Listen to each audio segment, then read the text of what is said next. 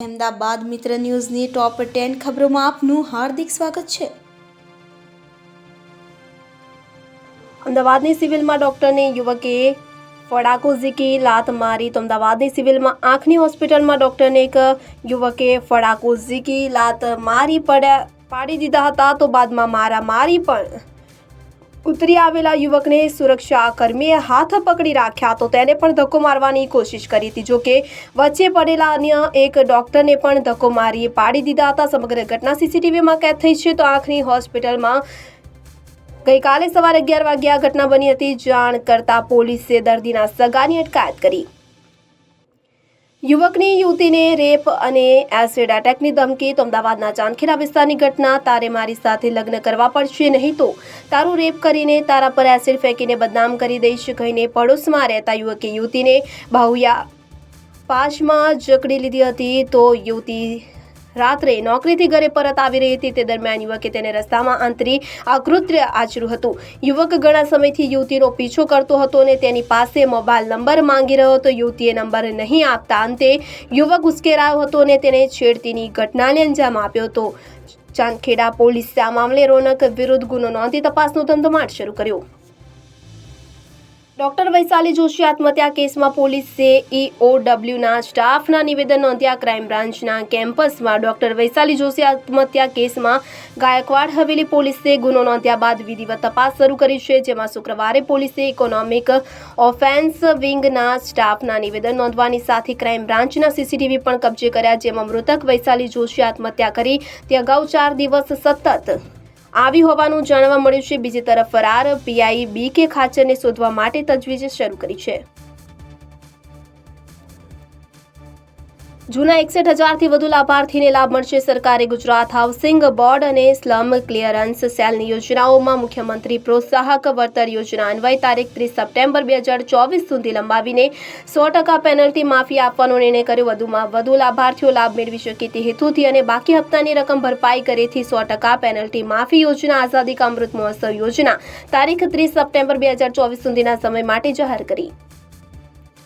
Paper ફૂટતા કોન્સ્ટેબલની ભરતી પરીક્ષા રદ કરવી પડી। તો ઉત્તર પ્રદેશના કોન્સ્ટેબલની પરીક્ષાના પેપર લીક કાંડનો રેલો ખેડા જિલ્લા સુધી પહોંચ્યો। સૂત્રોનું કહેવું છે કે ઉત્તર પ્રદેશ પોલીસે સપ્તાહ અગાઉ ખેડા જિલ્લામાંથી એક વ્યક્તિની અટકાયત કરી હતી અને ગુજરાત પોલીસને તેની જાણ કરાઈ ન હતી। આ પેપર કાંડના સૂત્રધાર રવિ અત્રીને શોધવા અમદાવાદની એક હોટેલમાં સર્ચ કરાયું હતું। આ ભરતી પરીક્ષાનું પેપર અમદાવાદના પ્રિન્ટિંગ પ્રેસમાં છપાયા પછી ટ્રાન્સપોર્ટ માટે બહાર કઢાયું ત્યારે લીક થયાનું ઉત્તર પ્રદેશ પોલીસ માને છે।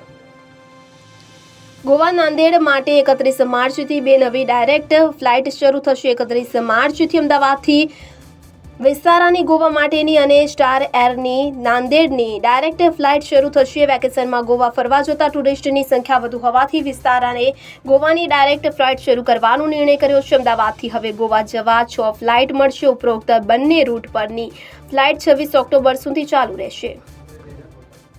એમેઝોનના ₹97.65 લાખના ટીવી કૌભાંડમાં 3 આરોપીઓની ધરપકડ। એમેઝોન પર ઇલેક્ટ્રોનિક્સ આઇટમના ઓર્ડર આપી કેન્સલેશનના નામે 147 જેટલા ટીવી બદલી તેના સ્થાને જૂના ડેમેજ ટીવી મૂકી કુલ ₹97.65 લાખની છેતરપિંડી કરવાના કેસમાં નારોલ પોલીસે 3 આરોપીની ધરપકડ કરી। તો આ કેસમાં પોલીસ તપાસમાં વધુ 2 આરોપીના નામ ખુલ્યા છે। આ સાથે જ આરોપીની સંખ્યા 10 ઉપર પહોંચી। ઘર પાસે પાર્ક કરેલ એક્ટિવામાં આગ ચાંપી। તો અમદાવાદમાં ગોતા હાઉસિંગમાં રહેતા કોમલબેન નાયકે ફરિયાદ નોંધાવતા જણાવ્યું હતું કે તેમના પતિ રિક્ષા ચલાવીને પરિવારનું ગુજરાન ચલાવે છે। તેમનો દીકરો કોલેજના બીજા વર્ષમાં અભ્યાસ કરે છે અને સાઇડમાં સેલ્સમેન તરીકે કામ કરે છે। તેના ઉપયોગ માટે એક્ટિવા લઈ આપ્યું હતું। ગઈકાલે બપોરના સમયે ફરિયાદી કોમલબેન તેમના મિત્ર રેખાબેનના ઘરે આવ્યા હતા ત્યારે તેમના દીકરાનો ફોન આવ્યો હતો કે મમ્મીને ઝડપથી મોકલો, કોઈએ એક્ટિવામાં આગ લગાવી દીધી છે। પોલીસે ફરિયાદના આધારે વધુ તપાસ હાથ ધરી। ડાકોર જતો પદયાત્રીઓ માટેનો રસ્તો બિસ્માર। તો શહેરના મણિનગર રેલવે ફાટકથી જસોદાનગર સર્કલ થઈને ડાકોર તરફ જતા પગપાળા યાત્રાઓ માટેના મુખ્ય માર્ગ જે છે તે આ રસ્તા પર રેલવે ફાટકથી ગુરુજી રેલવે ઓવરબ્રિજ સુધીનો ડામરનો રસ્તો બિસ્માર હાલતમાં છે। ઘણી જગ્યાએ ડામર ઉખડી જતા રસ્તો ઉબડ-ખાબડ બની ગયો છે। જ્યારે દક્ષિણી અંડરપાસ નજીક ગટરના લોખંડના ચેમ્બરના ઢાંકણા નીચે બેસી ગયા છે, જેના લીધે વાહન ચાલકોને વાહનનો બેલેન્સ ગુમાવી દેતા હોવાથી અવારનવાર અકસ્માત થવાના બનાવ બની રહ્યા છે। ત્યારે પદયાત્રીઓ માટે આ રસ્તાનું સમારકામ કરવા માટે લોકો માંગણી કરી। લો ગાર્ડન હેપી સ્ટ્રીટના માલિકોએ 6 મહિના ભાડું ન ભર્યું તો પશ્ચિમ ઝોનના એસ્ટેટ વિભાગ દ્વારા નોટિસ આપ્યાના 10 દિવસ બાદ 15માંથી 13 ફૂડવાનના માલિકો દ્વારા ભાડું ભરવામાં આવ્યું છે. જો કે પશ્ચિમ ઝોન એસ્ટેટ વિભાગના અધિકારીઓએ તેમની પાસેથી કોઈપણ પ્રકારની પેનલ્ટીની કાર્યવાહી કરી ન હતી. જો સામાન્ય નાગરિક ટેક્સ ન ભરે તો તાત્કાલિક ધોરણે તેની મિલકતની સીલ કરવાની કાર્યવાહી કરવામાં આવે છે. પરંતુ 6 મહિના સુધી ફૂડવાનના માલિકો દ્વારા જ્યારે ભાડું ન ભરવામાં આવ્યું તેમ છતાં એસ્ટેટ વિભાગે કેમ કાર્યવાહી ન કરી તેને લઈને સવાલ. અહેમદાબાદ મિત્ર ન્યૂઝની યુટ્યુબ ચેનલને સબસ્ક્રાઇબ કરો અને બેલ આઇકોન જરૂરથી દબાવો, જેથી દરેક મહત્વના વિડીયોની નોટિફિકેશન તમને મળતા રહેશે.